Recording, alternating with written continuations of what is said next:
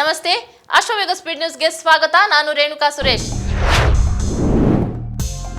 ರಾಜ್ಯದ ಜನತೆಗೆ ಭರ್ಜರಿ ಗುಡ್ ನ್ಯೂಸ್. ಜುಲೈನಿಂದ 200 ಯೂನಿಟ್ ವರೆಗೆ ಉಚಿತ ವಿದ್ಯುತ್. ಸಿಎಂ ಸಿದ್ದರಾಮಯ್ಯ. ಬೆಂಗಳೂರು ಅಭಿವೃದ್ಧಿ ಕುರಿತು ಚರ್ಚಿಸಲು ಸರ್ವಪಕ್ಷ ಸಭೆ ಕರೆದ ಡಿಸಿಎಂ ಡಿಕೆ ಶಿವಕುಮಾರ್.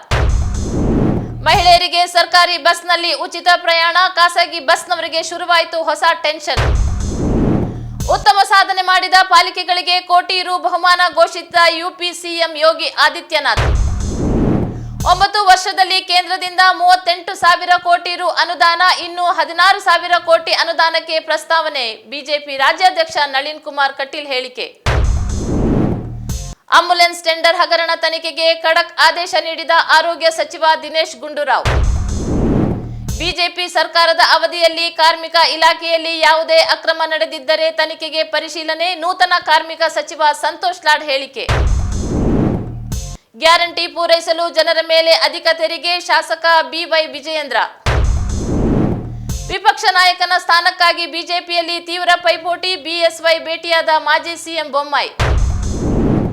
ಬಿಬಿಎಂಪಿ ಚುನಾವಣೆಗೆ ಸಿದ್ಧರಾಗಿ ಕಾಂಗ್ರೆಸ್ನ ಮಾಜಿ ಮೇಯರ್ಗಳಿಗೆ ಡಿಕೆ ಶಿವಕುಮಾರ್ ಸೂಚನೆ. ಇದು ಈ ಕ್ಷಣದ ಸ್ಪೀಡ್ ನ್ಯೂಸ್. ನೀವು ನೋಡ್ತಾ ಇರಿ ಅಶ್ವವೇಗ 24x7.